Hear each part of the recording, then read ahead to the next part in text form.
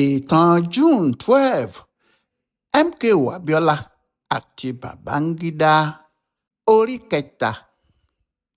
Gẹ́gẹ́ bí a ti ń sọ bọ̀, nígbà tí ọ̀gágun àgbà Hasan Katsina, ẹni tí í ṣe olórí àwọn sọ́jà pátápátá ní Nàìjíríà nígbà náà, dé síbi tí MKO Abiola àti Muritala Muhammad ti ń fẹ́ tutọ́ sí ara wọn lójú, kì í ṣe pé Katsina ló dé níjọ́ náà, Ọlọ́run pàápàá ló dé sínú ayé Abiola. Ìdí ni pé tí ọ̀gá ológun náà kò bá dé nígbà tó dé, tí kò dé bó ṣe dé nì, ohun tí àwọn sọ́jà ìbá fojú Abiola rí bí kò bá kú rabaraba ẹ̀ ò ní tán lára ẹ̀. Wọn yóò lù ú débi pé ẹ̀mí kan ni yóò kù lẹ́nu ẹ̀. Nítorí láyé ìgbà náà, gbogbo ohun tí sọ́jà bá ṣe àṣegbé ni. Ṣùgbọ́n bí Katsina ti dé torí ojú ilẹ̀, ó ní kí àwọn méjèèjì tẹ̀lé òun kíákíá. Ni wọ́n bá wọ ọ́fíìsì ẹ̀, ó sì béèrè ìdí abájọ. Abiola ṣàlàyé pé àwọn Muritala ni wọ́n ṣiṣẹ́ lọ́dọ̀ àwọn láti ọdún 3 tí wọn kò sanwó. Òun náà ni òun sì ń béèrè, tí Muritala sọ pé òun yóò lu òun. Òun náà sì dá a lóhùn pé bó bá fọwọ́ kan òun yóò gbé wọn lẹ̀ lójú àwọn ọmọ ẹ̀ tó tẹ̀lé. Hasan wá béèrè pé ṣé Abiola mọ ẹni tó fẹ́ gbé wọn lẹ̀ yìí ṣá. Abiola ní òun ò mọ̀ o, ṣùgbọ́n Muritala pàápàá kò mọ irú ẹni tí òun náà ń ṣe. Nítòdodo, bó bá ṣe pé Abiola mọ Muritala ni, bóyá ni ìbá gbèrò láti súnmọ́ rárá. Àfi tó bá ṣe pé ọ̀rọ̀ náà ti le débi pé òun pàápàá kò kọ̀ kí òun kú. Nítorí ní gbogbo ìgbà tí òun wà nílùú òyìnbó tó ń kàwé, tó ń bá àwọn òyìnbó ṣiṣẹ́, Muritala wà lójú ogun tó ń fa àwọn ọmọ Ìgbò ya pẹ́rẹpẹ̀rẹ. Ọmọ Kánò ní Muritala, agboolé Kúràwá ni wọ́n ti bí ní Kánò ní ọjọ́ 9 oṣù kọkànlá ọdún 1938. Ìyẹn ni pé Abiola fi odidi ọdún kan jù ú lọ. Orúkọ bàbá rẹ̀ ní Uwani Rahmat Muhammad. Rizkuwa sì ni wọ́n ń pe ìyá rẹ̀. Lẹ́yìn tó kúrò níléèwé alákọ̀ọ́bẹ̀rẹ̀ Gidan Makama ní Kano, Government College ní Barewa ló lọ. Ọdún 1957 ló sì ṣetán. Lọ́dún 1959 ló wọ iṣẹ́ ológun tó sì parí ẹ̀kọ́ wọn, ló bá di sọ́jà agbébọn. Ọ̀kan nínú àwọn tó kọ́ níṣẹ́ sọ́jà ní Emeka Odumegu Ojukwu. Láàárín ọdún 1959 sí 1964, ọkùnrin náà ti kọ́ ọ̀pọ̀lọpọ̀ ẹ̀kọ́ ìjagun, ó sì ti di ọ̀gá. Ó ti di ọ̀gá kékeré. Ṣùgbọ́n eléyìí kọ́ ni Muritala fi gbajúmọ̀ o, tó sì fi di ẹrù jẹ̀jẹ̀ láàárín àwọn ológun. Àbúrò bàbá rẹ̀ ni Inuwa Wada, tí í ṣe mínísítà fún ètò ààbò ilé wa nígbà náà. Abẹ́ ẹ̀ sì ni gbogbo àwọn sọ́jà wà pátá. Nítorí bẹ́ẹ̀, ohun gbogbo tí ọmọkùnrin sọ́jà náà bá nawọ́ sí, ìyẹn Muritala, wọn yóò fún un ní kíákíá pàápàá. Ní 1966, tí Nseogun fìbọn gbàjọba, tí òun àti àwọn ẹlẹgbẹ́ ẹ̀ sì pa àwọn ọ̀gá sọ́jà àti olóṣèlú ilẹ̀ Haúsá, Muritala Muhammad ló ṣètò bí wọ́n ṣe gbẹ̀san. Òun ló kó gbogbo àwọn sọ́jà ọ̀gá kéékèèké tí wọ́n jẹ́ Haúsá jọ, tó sì sọ fún wọn pé àwọn gbọ́dọ̀ gbẹ̀san ikú tí wọ́n fi pa àwọn bàbá àwọn. Lára àwọn tó kójọ ní Ibrahim Babangida, Shehu Musa Yar'Adua, Joe Garba, Muhammadu Buhari, Paul Tafa àti àwọn míì bẹ́ẹ̀. Àwọn wọ̀nyí náà ni wọ́n sì gbàjọba padà lọ́wọ́ àwọn ọmọ Ìgbò, tí wọ́n pa Aínrósì tí í ṣe olórí ìjọba àti Adékúnlé Fájuyì tí í ṣe gómìnà ìwọ̀ oòrùn ìgbà náà. Lọ́rọ̀ kan, Muritala gan ló gbé ìjọba fún Yakubu Gowon, nítorí òun ló ṣáájú ọ̀tẹ̀ tí wọ́n sì pe Gowon pé kó máa bọ̀ wá ṣèjọba. Ìjọba tí wọ́n sì fi tipátipá gbà yìí ló dá ogun abẹ́lé sílẹ̀. Òun náà ló sì sọ Ìgbò àti àwọn Haúsá dọ̀tá ara wọn títí dàsìkò yìí pàápàá. Bí ẹ bá ń gbọ́ ó lè kú ìjà rẹ̀, Muritala ni wọ́n ń dárúkọ. Ṣé nígbà tí ogun abẹ́lé náà bẹ̀rẹ̀, àwọn sọ́jà bíi 3,000 tí wọ́n jẹ́ ọmọ ogun Biafra gbéra láti ilẹ̀ Ìgbò. Nígbà tó sì di ọjọ́ 9 oṣù kẹjọ, wọ́n wọ ìlú Àsàbà. Gbogbo ìmúra wọn ni láti wọ Ìbàdàn, kí wọ́n sì wọ Èkó kí àwọn gbàjọba lọ́wọ́ Gowon. Muritala ni Gowon dojúkọ. òun ló sì mú àwọn bíi Olúṣẹ́gun Ọbásanjọ́, Àlàní Akínrínnádé àti Benjamin Adékúnlé lẹ́yìn tí wọ́n lọ pàdé àwọn ọmọ ogun náà ní Ọ̀rẹ́ níbi tí wọ́n ti ń sáré bọ̀ nìbàdàn. Ogun náà le koko bí ojú ẹja, ṣùgbọ́n nígbà tó di 20 oṣù kẹsàn-án 1967 níbi aago 6:30 ìrọ̀lẹ́, Múrítàlá gba Ọ̀rẹ́ lọ́wọ́ àwọn lọ̀tẹ̀ ni wọ́n bá sá padà sílẹ̀ Ìgbò. Lẹ́yìn náà ni Múrítàlá bẹ̀rẹ̀ sí pàṣẹ kí wọ́n pa gbogbo Ìgbò tí ọwọ́ bá ti tẹ̀ lójú ogun nípakúpa.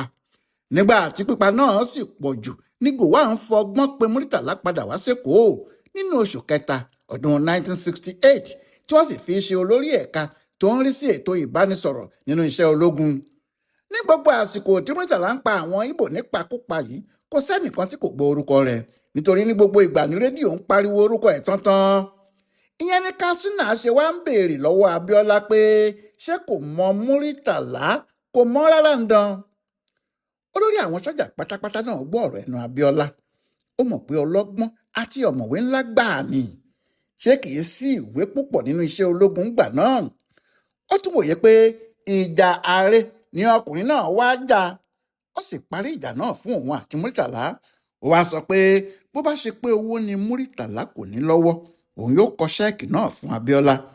Ṣùgbọ́n Múrítàlá ò gbà, ó ní òun yóò lọ kọ ṣẹ́ẹ̀kì náà fún.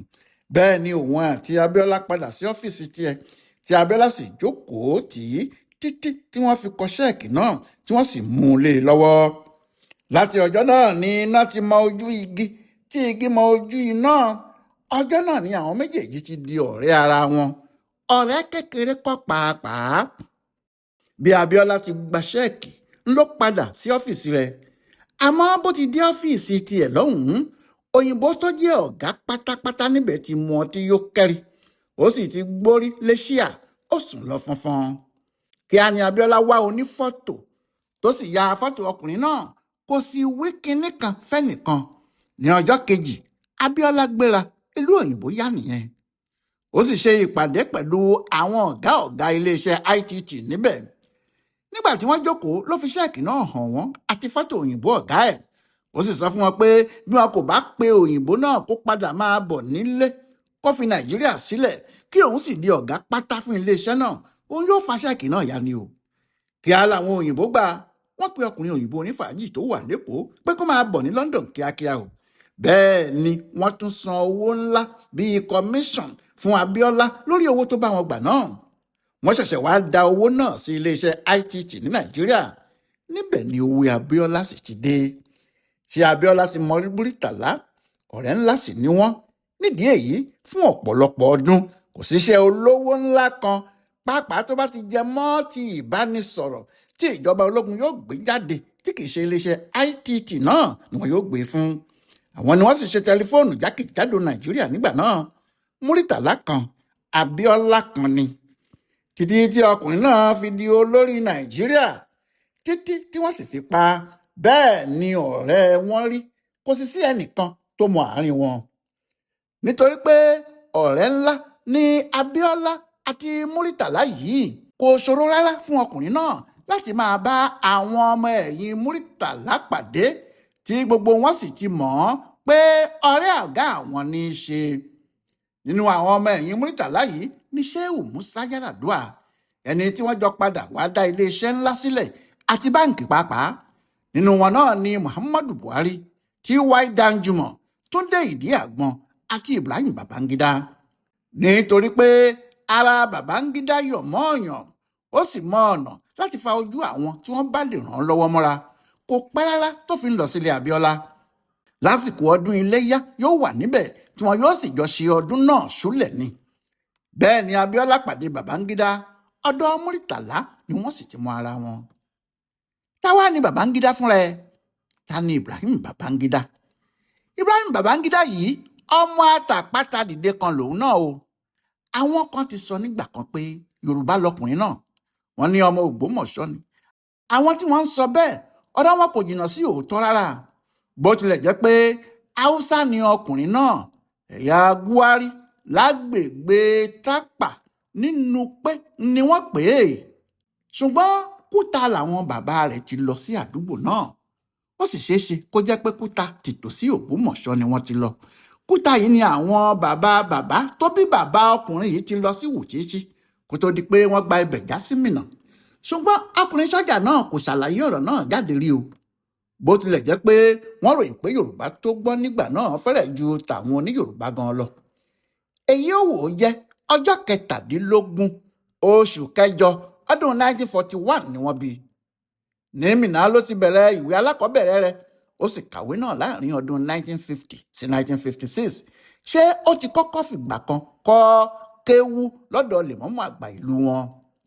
lẹ́yìn èyí ló wọ ilé ẹ̀kọ́ gíga Government College ní Bídà tó sì jáde níbẹ̀ lọ́dún 1961. àsìkò tó jáde yìí ni Ahmadu Bello tí í ṣe olórí ìjọba ilẹ̀ Haúsá máa ń jáde lọ sí àwọn iléèwé tí yóò sì máa ṣa àwọn ọmọ tí wọ́n bá lágbára, tí wọ́n sán léegun, tí wọ́n sì mọ̀wé díẹ̀díẹ̀ pé kí wọ́n máa bọ̀ kí wọ́n wá wọ inú iṣẹ́ sọ́jà kíákíá. Babangida yìí wà lára àwọn tó ṣàbẹ́ẹ̀. ó bá wọn níléèwé ó sì mú wọn. bẹ́ẹ̀ ni Babangida bẹ̀rẹ̀ ètò ẹ̀kọ́ àwọn ológun níparí ọdún 1961. lẹ́yìn tó sì ti kọ́ ẹ̀kọ́ náà fún oṣù 4 péré, wọ́n gbà á sínú iṣẹ́ sọ́jà gẹ́gẹ́ bí ọ̀gá kúẹ́kúẹ́. láti ìgbà náà, ìyẹn láti ìgbà tó ti wọ sọ́jà yìí ló ti ń fò fẹ̀rẹ̀fẹ̀rẹ̀ lọ, bó tilẹ̀ jẹ́ pé kò bá wọn kópa nínú ìfìbọn gbàjọba àkọ́kọ́ tí Nsegbu àti àwọn ẹlẹgbẹ́ ẹ̀ ṣe. èyí tó tẹ̀lé ní oṣù keje sígbà náà tí Murtala ṣe olórí ẹ̀, wọ́n jọ ṣe ni o. bẹ́ẹ̀ náà lòun náà bá wọn jagun abẹ́lé nígbà tí ó sì fi di pé wọ́n tún gbàjọba lọ́wọ́ Yakubu Gowon. wọ́n jọ dìtẹ̀ náà ni. àsìkò náà ló sì di ọ̀kan pàtàkì nínú àwọn ọmọ ìgbìmọ̀ tó ń pàṣẹ orílẹ̀-èdè Nàìjíríà lábẹ́ ìjọba ológun tí Murtala Muhammad ṣe. ó wà níbẹ̀ nígbà tí Ọbásanjọ́ ṣèjọba. òun sì ní ẹni tó ń ra àwọn èèlò ìjagun láyé àwọn Shehu Shagari. òun náà ló sì wà lára àwọn tí wọ́n gbàjọba náà fún Muhammadu Buhari. kó tó di pé òun náà gbàjọba tiẹ̀ nìyẹn o. ìyẹn nígbà tó gbàjọba lọ́jọ́ 27 oṣù kẹjọ ọdún 1985. láti ìgbà kékeré yẹn náà ni Babangida ti mọ Abiola, tí Murtala sì ti mú wọn mọ ojú ara wọn. lẹ́yìn tí Murtala kú tí Ọbásanjọ́ gbàjọba, ọ̀rẹ́ Yar'Adua àti Abiola ló pọ̀ jù. ó tó fowó wọ̀.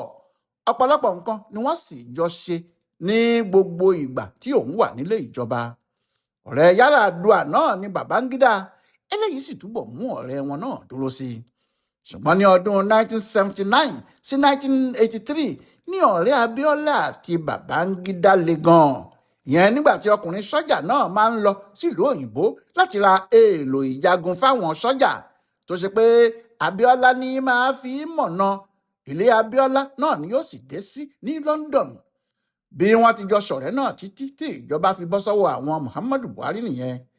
nínú ìjọba náà, ọ̀rẹ́ gidi tí Abiola ní Ibrahim Babangida. àsìkò tí Buhari àti Ìdí Àgbọn ń ṣèjọba yìí ní kinní kan ṣẹlẹ̀ tó túbọ̀ mú Babangida súnmọ́ Abiola pẹ́kípẹ́kí.